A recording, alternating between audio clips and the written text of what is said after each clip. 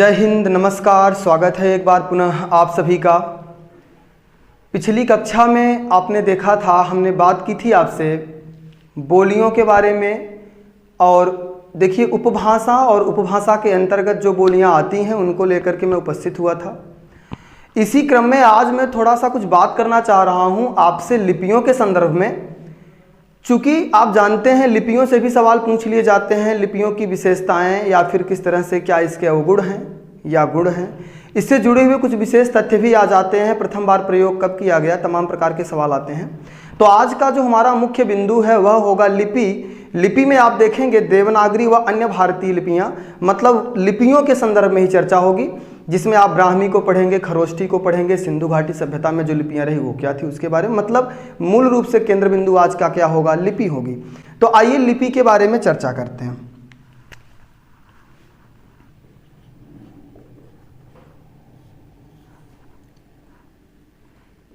जब हम बात लिपि की कर रहे हैं, आप सिर्फ साधारण सी बात को समझने का प्रयास करिए। देखिए, मूल रूप से मैंने आपको जब बताया था, मैंने कहा सबसे पहले क्या था, आपने देखा कि जब लिपि की बात आती है तो सबसे पहले भावचित्रात्मक लिपि का उल्लेख आपको मिलता है।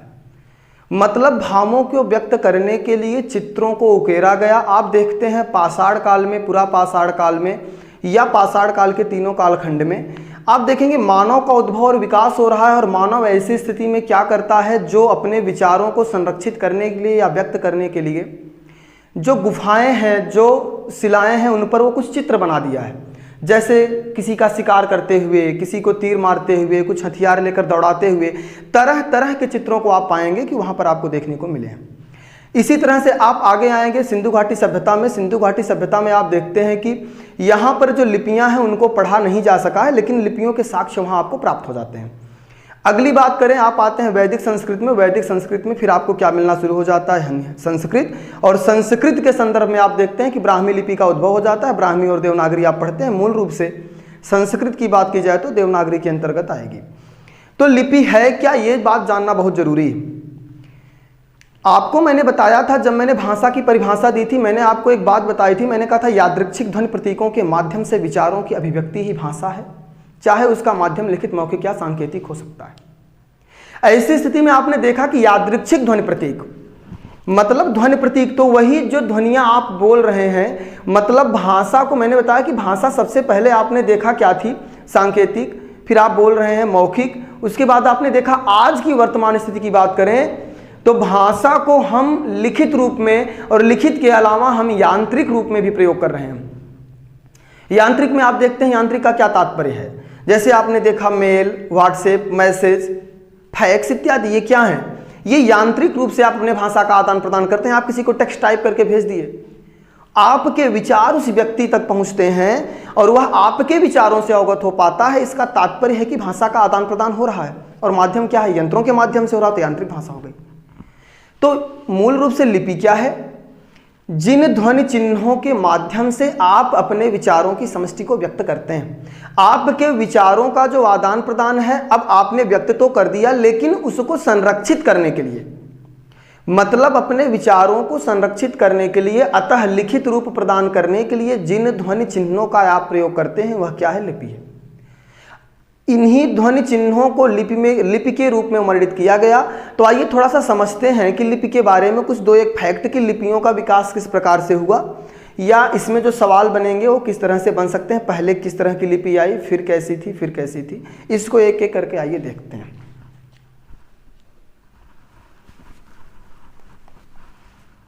सबसे पहले आप देखते हैं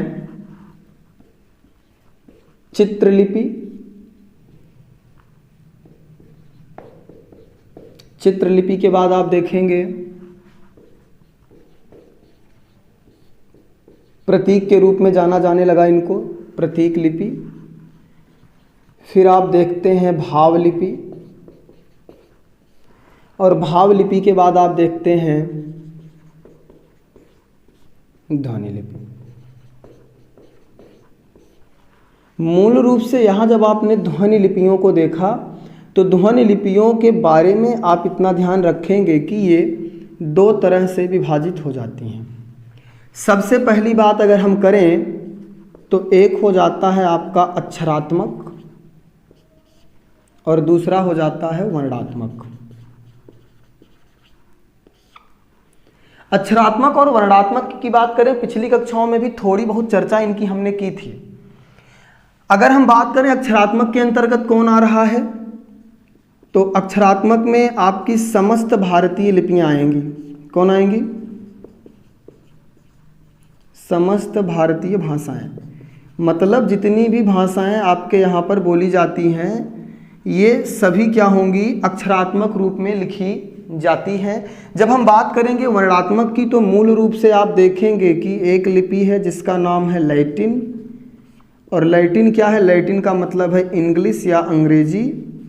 तो इसकी लिपि जो है वो किस रूप में लिखी जा रही है? वो लिखी जा रही है वर्णात्मक रूप में।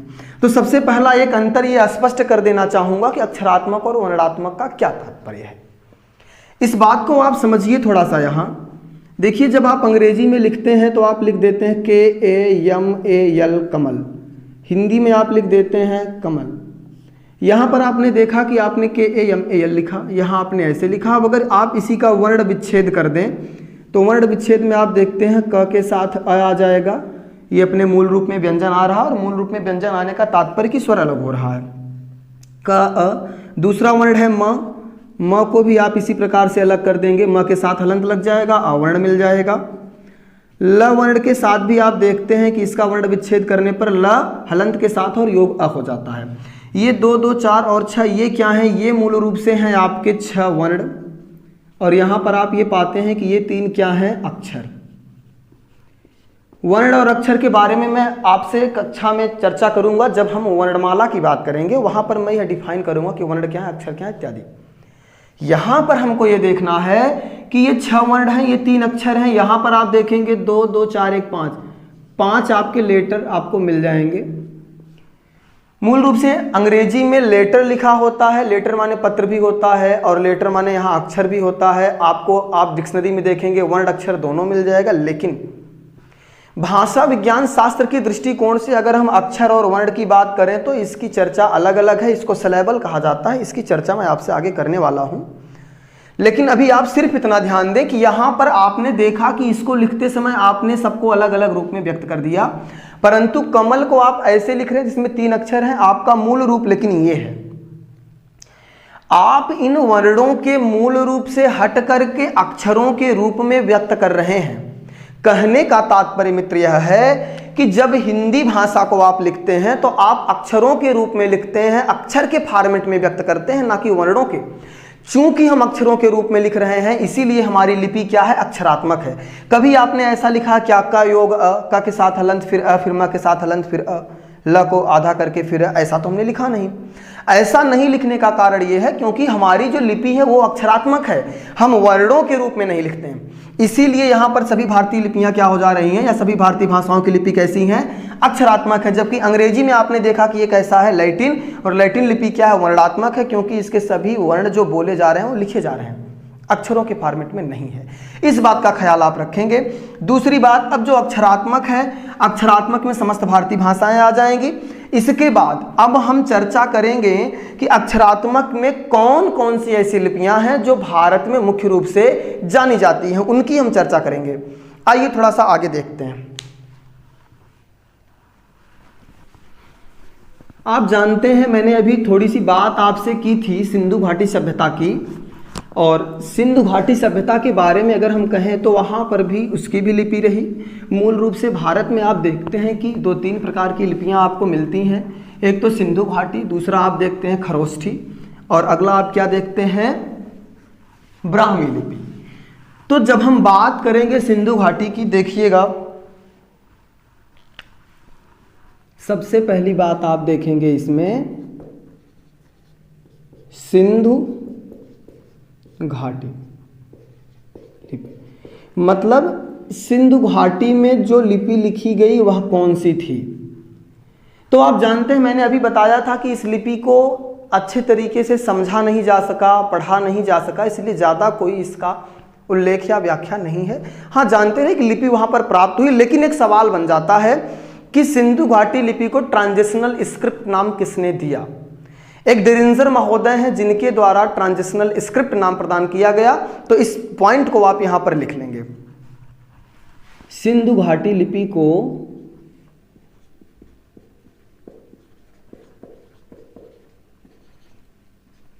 ट्रांजिशनल स्क्रिप्ट, ये नाम किसने दिया है? ये नाम दिया है डेरिंजर महोदय ने। डेरिंजर महोदय ने सिंधु घाटी की लिपि के बारे में कहा कि यह क्या है? एक ट्रांजिशनल स्क्रिप्ट है। दूसरी बात, खरोष्ठी, याद रखिएगा इस सवाल को। खरोष्ठी लिपि, इसकी बात अगर हम करें तो यह क्या है? मित्र ध्यान रखिए, खरोष्ठी लिपि की चर्चा करते समय मैं आपको बता दूं, खर माने होता है गधा, खर या वैशाख नंदन। तो यहां पर आप देखेंगे खर मतलब, खर का मतलब क्या है? गधा। इसके ओष्ठ, खरोष्ठ, खरोष्ठ माने खर या गधा के ओष्ठ के समान। एक पॉइंट आप ये याद रखेंगे, ठीक है। दूसरा पॉइंट आप देखेंगे ब्राह्मी लिपि के बारे में।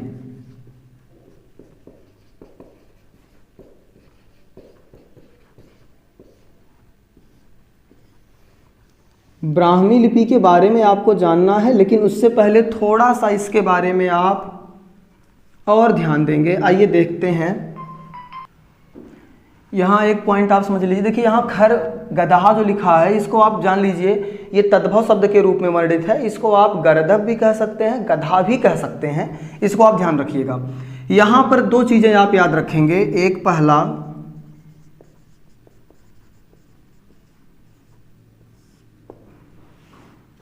और दूसरा स्थान आप जानते रहेंगे मानसेरा। इन दो स्थलों से क्या प्राप्त होता है? इन दो स्थलों से साक्ष्य प्राप्त होते हैं जिनमें खरोष्ठी लिपि का साक्ष्य मिलता है। अशोक के शिलालेख, अशोक के द्वारा जो शिलालेख बनवाए गए, उन शिलालेखों में सबसे पहले खरोष्ठी लिपि का साक्ष्य मिला। कहाँ पर? शहबाजगढ़ी और मानसेरा में। ये दो पॉइंट आप याद रखेंगे। यहाँ पर एक पॉइंट आपको मैं बता दूं, ये किसके बारे में है? अशोक के द्वारा, अशोक के शिलालेख में। ये पाकिस्तान में स्थित दो स्थल हैं, शहबाजगढ़ी और मानसेरा। यहाँ पर क्या होता है? अशोक के शिलालेख में इसका साक्ष्य प्राप्त होता है। किसका? खरोष्ठी लिपि का।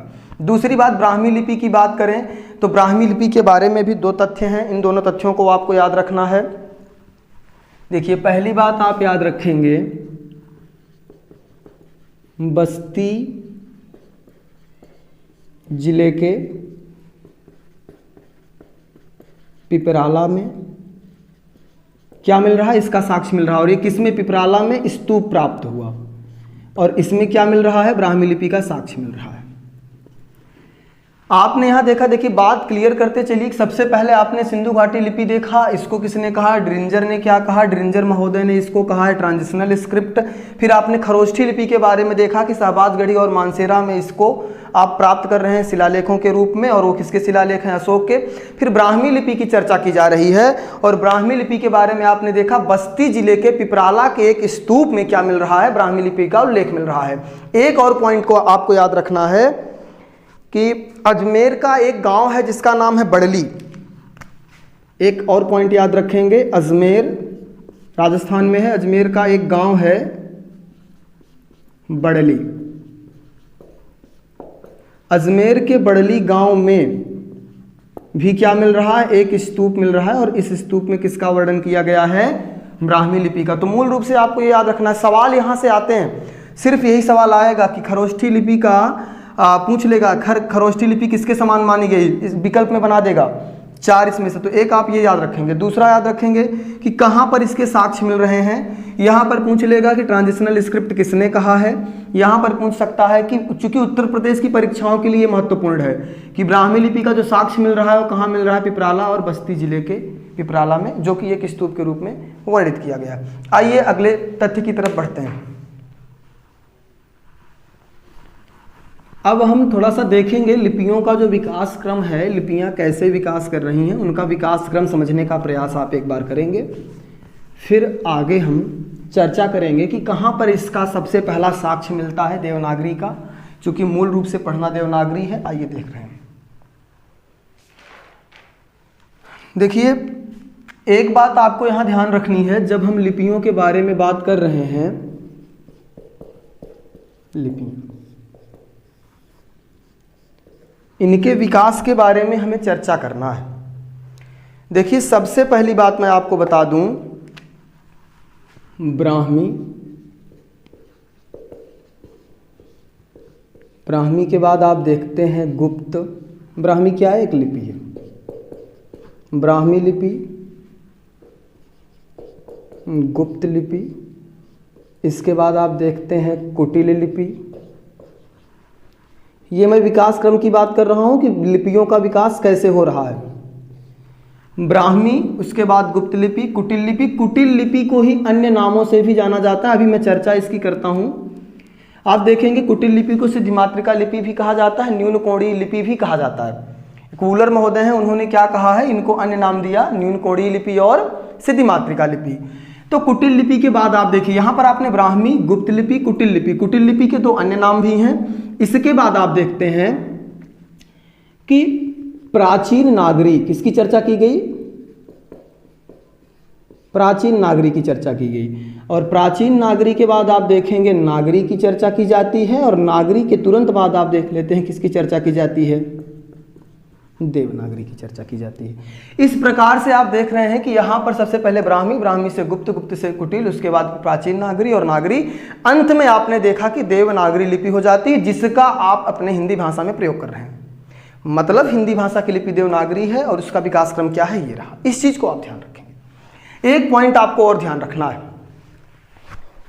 देखिए, जब हम बात लिपियों की कर रहे हैं तो इसमें एक चीज जरूर आप ध्यान रखेंगे, नामकरण की चर्चा। एक सवाल आपको यहां और पूछा जाता है कि देवनागरी का नामकरण, नामकरण की बात अगर हम करें तो नामकरण गुजरात के कुछ ब्राह्मण थे, नागर थे, उनके द्वारा किया गया। उसको अभी हम आपसे चर्चा कर लेते हैं। यहां पर आप जिस तथ्य को समझना है उसको देख लीजिए। एक, जब हम लिपियों की बात कर रहे हैं, मूल रूप से मैंने आपको यहाँ पर क्या बता दिया, पहले आपने क्या देखा? ब्राह्मी। अब ब्राह्मी में आप देखते हैं कि ये दो तरह से बंट जा रही है। एक तो हो जा रहा है उत्तरी ब्राह्मी, पहले दक्षिणी देखिए, एक मिनट, यहाँ पर आप देख लीजिए दक्षिणी ब्राह्मी, और दूसरा हो जाएगा आपका उत्तरी ब्राह्मी। दक्षिणी ब्राह्मी में आप देखते हैं कि यहां पर जो जैसे तमिल, तेलुगु, तमिल, तेलुगु, कन्नड़,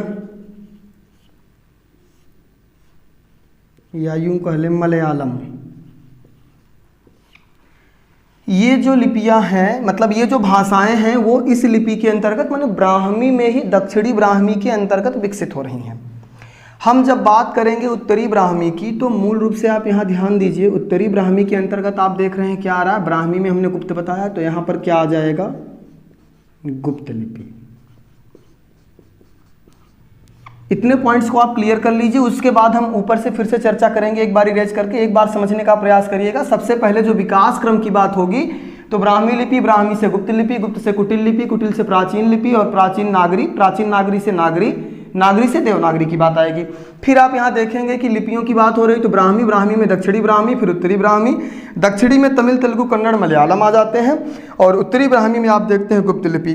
चूंकि यहाँ पर गुप्त लिपि है, गुप्त लिपि के बाद आप देखेंगे कि कुटिल लिपि, सिद्धिमातृका लिपि आएगी, उसकी चर्चा मैं आपसे करूंगा।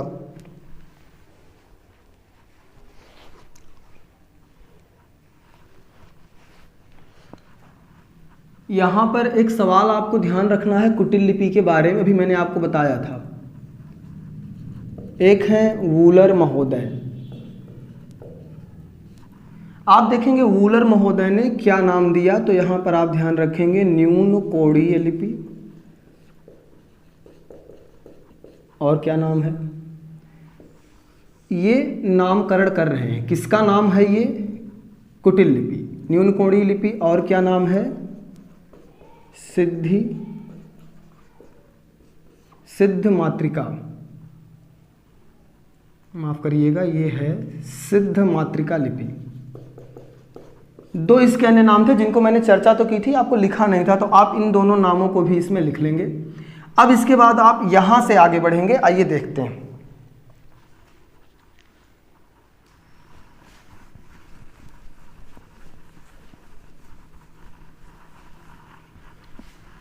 आपने यहां तक गुप्त लिपि को देखा, अब आइए आगे देखते हैं। गुप्त लिपि के बाद जब हम चर्चा करेंगे गुप्त लिपि के बाद आप देखते हैं कि ब्राह्मी, माफ करिएगा ब्राह्मी नहीं, यहां पर आ जाएगा आपका कुटिल। कुटिल के ही आपको मैंने और भी नाम बताए, जैसे मैं एक बार फिर से स्पष्ट कर दे रहा हूं इसको, सिद्ध मातृका और न्यून कोणीय लिपि, सिद्ध मातृका, कुटिल। अब देखिए आपने यहां पर क्या देखा था, सबसे पहले आपने ब्राह्मी से दक्षिणी उत्तरी, उत्तरी से फिर गुप्त लिपि, गुप्त से आपने देखा गुप्त के बाद क्या आ रहा है, कुटिल, और कुटिल के बाद आप कुटिल को दो नामों से और जान रहे हैं, सिद्ध मातृका लिपि और न्यून लिपि के नाम से। अब इसमें आप देखेंगे जो देवनागरी की बात होगी, देवनागरी मैंने प्राचीन देवनागरी बताया, लेकिन आप इसमें दो चीजों को देखेंगे, एक तो आपकी हो जाएगी शारदा लिपि, एक हो जाएगी, दो शाखाओं में विभाजित हो गया, तो एक शारदा लिपि, दूसरा देवनागरी लिपि। अब अगर हम शारदा लिपि की बात करें और देवनागरी की, देवनागरी में आप देखते हैं आपको मिल जाता है हिंदी, इसमें आप जानते हैं मराठी भी आ जाता है, मराठी, ठीक। अब इसमें अगर हम बात करें तो आप शारदा लिपि के अंतर्गत आप जानते हैं पंजाबी एक भाषा है जिसकी लिपि क्या होती है, गुरुमुखी। गुरुमुखी लिपि किसकी है, पंजाबी भाषा की है। तो अब ध्यान रखिएगा, कुटिल को हम दो भागों में बांट रहे हैं, शारदा देवनागरी में हिंदी को पढ़ा गया, और यहाँ शारदा लिपि की बात जब हमने की तो इसको मूल रूप से गुरुमुखी लिपि पढ़ा गया। इसके अलावा इसमें दो एक और भी आ जाएंगी, जैसे ध्यान रखिएगा लाड़ा, टाकरी, कश्मीरी।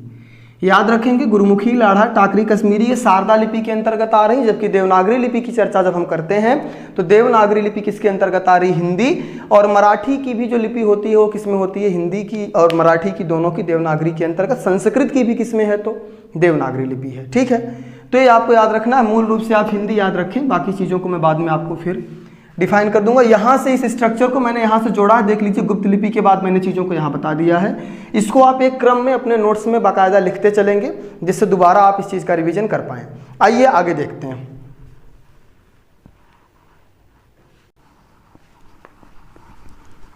तो इस तरह से आपने देखा कि लिपियों का विकास क्रम क्या रहा, कैसे कैसे लिपियाँ विकसित हो रही हैं। अब एक पॉइंट आप यहाँ और याद रखिएगा कि जब हम ब्राह्मी लिपि की बात कर रहे हैं,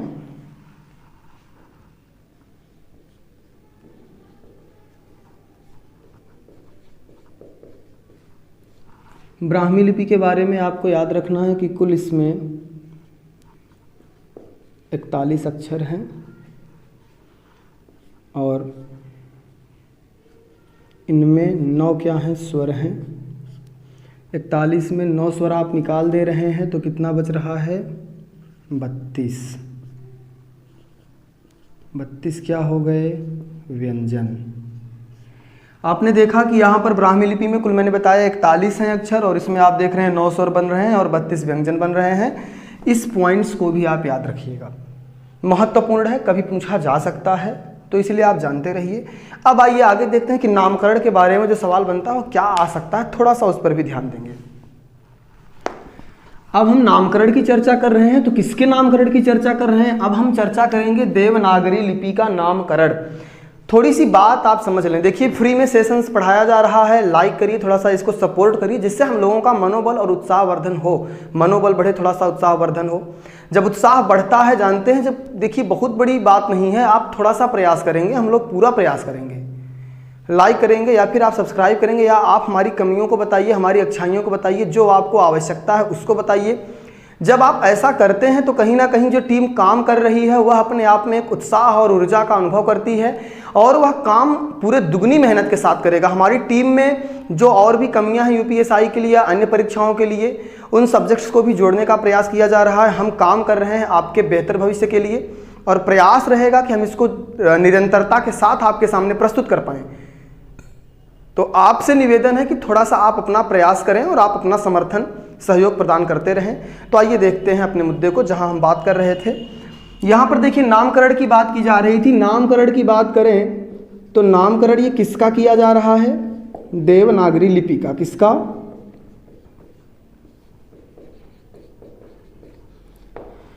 अगर हम देवनागरी लिपि के नामकरण की चर्चा करें तो आप इसमें 2 पॉइंट याद रखेंगे। नागर, ये ब्राह्मण थे, कहाँ के थे? गुजरात के। गुजरात के नागर ब्राह्मणों के द्वारा सबसे पहले क्या किया गया? ये कहा गया कि देवनागरी। लोगों के कई मत हैं, नगर की लिपि थी इसलिए देवनागरी है, वो मानने की बातें हैं, लेकिन मूल रूप से जो ज़्यादा ऑथेंटिकेशन है, जिनका ज़्यादा लोग मानते हैं जिस बात को, वो यही है कि गुजरात के ब्राह्मण हैं जिनको नागर कहा जाता है। और दूसरा पॉइंट आप याद रखेंगे, जो संस्कृत है, संस्कृत क्या है? देव भाषा के रूप में जानी जाती है। और देव भाषा मतलब जो देवताओं के द्वारा, किसके द्वारा? देवताओं के द्वारा प्रदान की गई हो, देवता जिसका प्रयोग करते हों।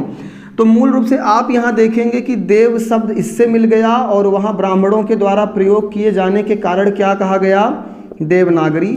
तो इस तरह से आपने देखा कि देवनागरी शब्द जो है, जो नामकरण किया जा रहा है, वो गुजरात के ब्राह्मण जो कि नागर हैं, इनके द्वारा किया गया, या यहाँ से इसकी उत्पत्ति हुई, ऐसा विद्वानों का मत है, ऐसा माना जाता है। तो आप भी इस बात को ध्यान रखेंगे कि गुजरात के ब्राह्मणों के द्वारा, जो कि नागर ब्राह्मण हैं, उनके द्वारा प्रयोग किए जाने वाले लिपि को ही क्या कहा गया?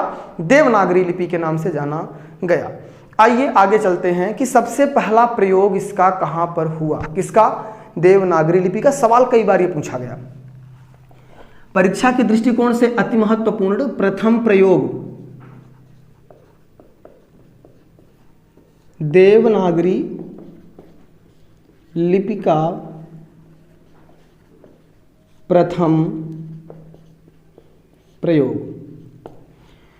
सबसे पहले आप जान लीजिए किस राज्य में हुआ। तो गुजरात के शासक थे।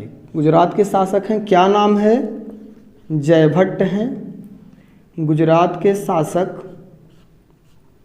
जयभट्ट के शिलालेख में कहाँ पर प्राप्त हो रहा है? गुजरात के शासक जयभट्ट हैं, इनके शिलालेख में सबसे पहला जो लिपि का साक्ष्य या प्रमाण मिल रहा है, वो कहाँ मिल रहा है? इसका प्रयोग सबसे पहले गुजरात के शासक जयभट्ट के शिलालेख में प्राप्त हुआ। इस पॉइंट को आप याद रखें। क्या बताया मैंने? गुजरात के शासक जयभट्ट हैं, उनके शिलालेख में देवनागरी का प्रथम प्रयोग। एक सवाल आप विचार करिए कि प्रथम पुस्तक या प्रथम ग्रंथ जो किसमें प्रकाशित हो रही है? देवनागरी लिपि में प्रकाशित। देवनागरी लिपि में प्रकाशित प्रथम पुस्तक की बात करेंगे, चाइना इलस्ट्रेटा 1667। क्या कहा मैंने? चाइना इलस्ट्रेटा 1667 मतलब 1667 ईस्वी के आसपास। ये क्या किया जा रहा है? एक पुस्तक है जो सबसे पहले प्रकाशित हो रही है देवनागरी लिपि में। तो तो हमने क्या बताया आपको, देवनागरी लिपि में प्रकाशित सबसे पहली पुस्तक कौन सी है, चाइना इलस्ट्रेटा 1667 में। यहाँ पर सबसे पहला प्रयोग कहाँ मिलता है, जयभट्ट के शिलालेख में, जो गुजरात का शासक है। और यहाँ आपने देखा कि नामकरण किसके मध्यम आधार पर हुआ, तो गुजरात के जो शासक हैं उनके गुजरात के जो ब्राह्मण हैं, जो कि नागर ब्राह्मण हैं, उन नागर ब्राह्मणों के द्वारा प्रयोग किए जाने की वजह से यहाँ पर देव भाषा होने की वजह से संस्कृत से प्रयोग हो रहा है, संस्कृत से विकसित है, इसलिए इनको क्या कर दिया गया, देवनागरी नाम प्रदान किया गया। आइए अगले तथ्य की तरफ बढ़ते हैं।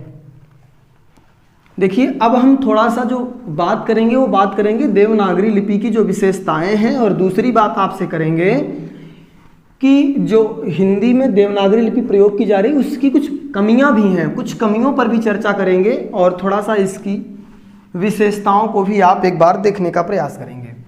तो जो पहला तथ्य आपको देखना है वो है देवनागरी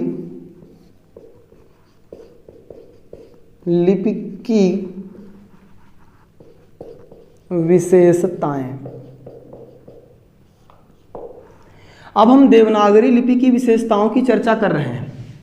सबसे पहली बात आप देखिए, थोड़ा समझते हुए चलिए इन सब चीज़ों को। आप देखते हैं CHAUFFUR, इसको पढ़ा जाता है सोफर। साइकोलॉजी में आप देखते हैं पी से शुरुआत हो रहा है, निमोनिया की स्पेलिंग पी से शुरुआत हो रही है। एक आप जानते हैं बड़ा KNIGST नाइट, यहाँ पर देखिए के, यहाँ पर आप देख रहे हैं के से शुरुआत हो रही है और इसको पढ़ा क्या जा रहा है, नाइट। इस तरह से आपको कई शब्द मिल जाएंगे जहां पर इनमें वर्ण क्या हो रहे हैं, इसको आप क्या कहते हैं कि ये साइलेंट है। क्या है, साइलेंट। साइलेंट माने होता है मूक या चुप, मतलब जो बोला नहीं जा रहा है, जिसका प्रयोग ही नहीं कर रहे हैं। तो मूल रूप से अंग्रेजी में आप देख रहे हैं क्या हो रहा है, वर्णों का जो लेटर्स हैं उनको बोला ही नहीं जा रहा है। जैसे ऑनेस्ट, ऑनेस्ट माने ईमानदार होता है, इसको आप देखिए HONEST, यहाँ पर आप इसको क्या पढ़ते हैं, ऑनेस्ट पढ़ते हैं, जबकि H से शुरू हो रहा है, ऑनेस्ट पढ़ा जा रहा है। तो ऐसी स्थिति में आपने देखा कि यहाँ पर वर्ण क्या हो रहे हैं, साइलेंट हो जा रहे हैं, मूक हो जा रहे हैं। हिंदी में ऐसी व्यवस्था नहीं है, जो लिखा गया है उसे पढ़ा जाता है। तो पहली विशेषता की बात अगर करें तो यहाँ पर आप याद रखेंगे कि मूक वर्ण, मूक या साइलेंट वर्ण नहीं होते। यहाँ पर आप देखते हैं कि मूक वर्णों को व्यक्त नहीं किया जाता, मूक वर्णों की व्यवस्था हमारे यहाँ नहीं है। दूसरी बात, एक ध्वनि हेतु, एक ध्वनि के लिए एक ही वर्ण प्रयोग होता है। क के लिए क का ही प्रयोग करेंगे, क के लिए आप किसी अन्य वर्ण का प्रयोग नहीं करेंगे। आप थोड़ा सा विचार करके देखिए कि हिंदी कितनी विशाल है। हिंदी की इस गरिमा को, हिंदी की इस महत्व को और इसके इस विशेषता को आपको जानना चाहिए कि हिंदी में आप देखिए, हिंदी की ग्राह्यता देखिए, कितनी विशाल ग्राह्यता है कि आप देखिए किसी भी भाषा के शब्द हों, चीनी, जापानी, स्पेनिश, डच, फ्रेंच, इंग्लिश, किसी भी भाषा का शब्द हो, हिंदी में ग्राह्य है। आप बोल देते हैं कि मेरे फादर आए हैं, लोग स्वीकार कर लेते हैं, हाँ बड़ी अच्छी बात। अब आप अंग्रेजी में बोलेंगे, अंग्रेजी का पूरा वाक्य है, उसमें आप कह देंगे मेरे पिताजी आए हैं, मेरे बाप आए हैं, माई फादर हैज कम। तो क्या फादर की जगह आप बाप हैज कम कहेंगे, पिता हैज कम कुछ नहीं बोल सकते ये सब। यहाँ पर अंग्रेजी के शब्दों के साथ आप अंग्रेजी के वाक्यों में हिंदी का एक शब्द लगा देंगे तो पूरी उसकी शोभा नष्ट हो जाएगी। लेकिन हिंदी की इतनी विशाल ग्राह्यता है कि आप किसी भी भाषा के शब्दों का प्रयोग करें, यह आराम से बड़े ही सरलता के साथ उसको ग्राह्य कर लेती। इसीलिए आप देखते हैं कि हिंदी के शब्द भंडार में एक अलग से आपको शब्द भंडार पढ़ना पड़ता है विदेशज शब्दों को, जो कि विदेशों से आए हुए शब्द हैं। फिलहाल यहाँ पर आप देख रहे हैं कि ये साइलेंट होता है, साइलेंट नहीं होता। एक दूसरी इसकी विशेषता समझिए, जैसा कि मैंने लिखा अभी यहाँ कि एक ध्वनि के लिए एक ही वर्ण प्रयोग होते हैं।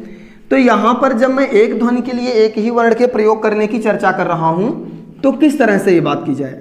आप देखते हैं CAR कार, फिर आपने देखा POLICE पुलिस, यहाँ पर इसको क्या पढ़ा गया क, यहाँ पर इसको क्या पढ़ा गया स। यही नहीं, आप देखेंगे QURAN कुरान, इसको आप क्या पढ़े क, नीचे नुक्ता लग गया। ठीक है, कुतुबुद्दीन ऐबक भी लिखेंगे तो क के नीचे नुक्ता, QCP। अब यही और देखिए, इसके अलावा आप क को पढ़ने के लिए के, एक वर्ड ये भी प्रयोग कर रहे हैं। क के लिए ही आपका के आ रहा है, क के लिए क्यू आ रहा है, क के लिए सी भी आ रहा है, और यही से यहाँ पर स भी हो जा रहा है।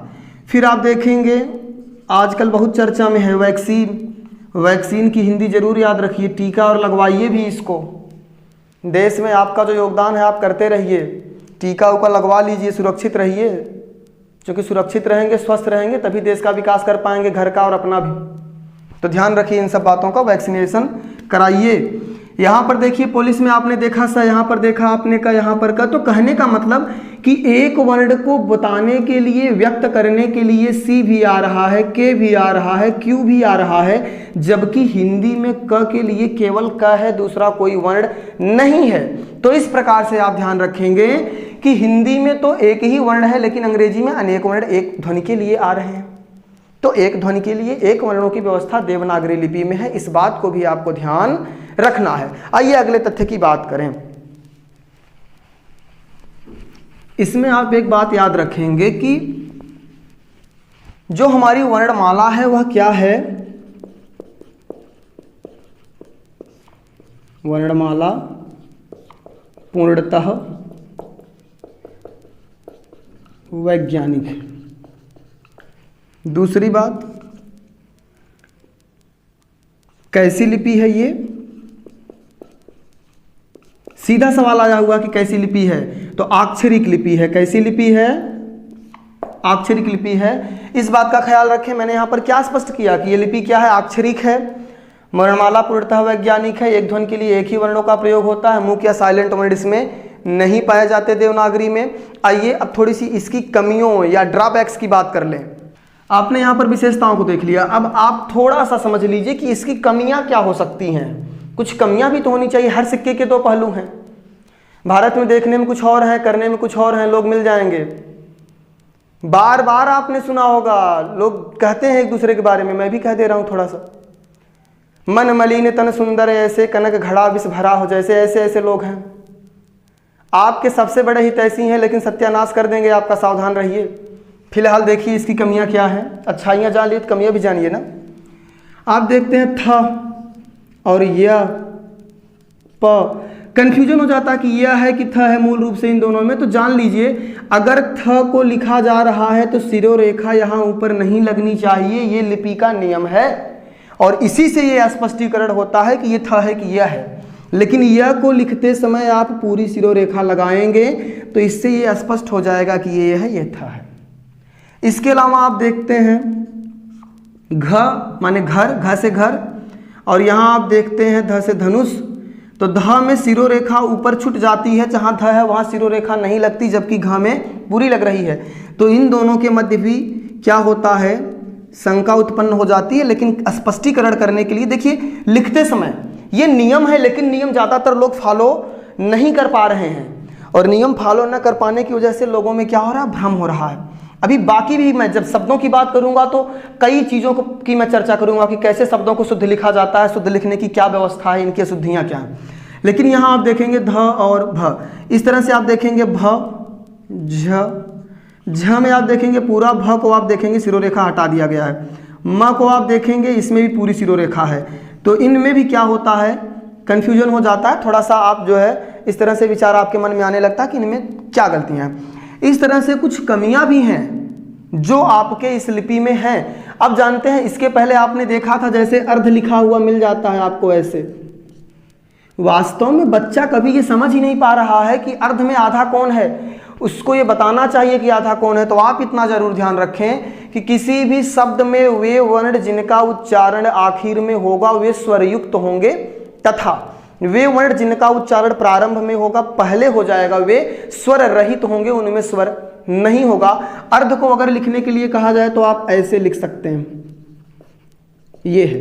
यहाँ पर देखिए वास्तव में द आधा है, लेकिन यहाँ लिखने से ये लग रहा है कि ध आधा। ये गलतियां हो जाती हैं, ये बुराइयां और कमियां हैं, इसको आप ध्यान रखें। ऐसे ही आप इसके अलावा और कई जगहों पर इस तरह के देखेंगे शब्दों को। अर्ध हो गया, जैसे आप देखते हैं विद्या, ऐसे लिखा हुआ मिल जाता है। थोड़ा सा इस बात को आप समझिएगा, जब आप विद्या लिखते हैं, देखिए ऐसे आपको लिखा मिल जाता है विद्या, ऐसे भी लिखा हुआ मिल जाता है विद्या। मन में सवाल आना चाहिए कि हमने वर्णमाला में इसको पढ़ा नहीं, लेकिन लिख दिया गया, मतलब कुछ तो कहानी है। कहानी क्या है इसको समझिए। द देखिए ये है और यह आपका ये है। जब हमने द को आधा किया, य को आधा किया, तो दोनों को आधा आधा करके मतलब अर्धमात्रिक कर दिया गया। अर्धमात्रिक करने का मतलब कि आधा आपकी भाषा में कहें तो कहते नहीं आधा काट कर दिए, आधा काट दिए। कैसे काट दिए भैया? काटे वाटे नहीं, अर्धमात्रिक हो गया, व्यंजन शुद्ध रूप मूल रूप में आ गया, स्वर रहित तो हो गया। अब देखिए द को इन्होंने क्या किया, ऐसे दिया, मिटा, ये बच गया इतना। यह को इन्होंने कहा भाई साहब थोड़ा सा आप भी एडजस्ट कर लीजिए, और ऐसी स्थिति में ये क्या बन गया, ऐसे, और ये लग गया आ की मात्रा और बन गया द्या। ये क्या हो गया? ये वास्तव में ये है द्या, और ये क्या है आपका विद्या। ठीक है, तो इसको जरूर ध्यान रखिए कि इसको आप ऐसे लिखें। आज आधुनिक समय में जब हम हिंदी के सुधारों की बात करेंगे तो इस तरह के शब्द स्वीकार्य हैं, ये आपका गलत मान लिया जाएगा। ध्यान रखिएगा, सही है, पहले ऐसे ही प्रयोग होते थे, लेकिन अब आप ऐसे इसको लिखेंगे। एक चीज तो आपको ये ध्यान रखनी है। इसके अलावा थोड़ा सा आप और ध्यान रखेंगे, जैसे कुछ शब्दों को आप प्रयोग करते हैं, बोलते कुछ और हैं, लिख कुछ और देते हैं, तो ऐसी गलतियां आप नहीं करेंगे। मूल रूप से वे आपकी भाषा की कमियों में आ जाएंगे, गलतियों में आ जाएंगे। इनकी चर्चा हम नहीं करेंगे। आज के लिए हमने बहुत कुछ पढ़ लिया, आज के लिए इतना पर्याप्त है। बस एक बात आखिर में कहूंगा कि अगर आप सेटिस्फाइड हैं, आपको मजा आ रहा है पढ़ने में, तो जोरदार तरीके से एकदम मस्त होकर के ऐसे ही पढ़ते रहिए, बिंदास होकर के। ऐसे ही लगातार आपको सेशन मिलते रहेंगे जबरदस्त तरीके से। सभी विषयों को लेकर के हम उपस्थित रहेंगे, पूरी टीम आपके लिए हाजिर रहेगी। लगातार शेयर करते रहें, सपोर्ट करते रहें। आज के लिए इतना ही, धन्यवाद, आभार।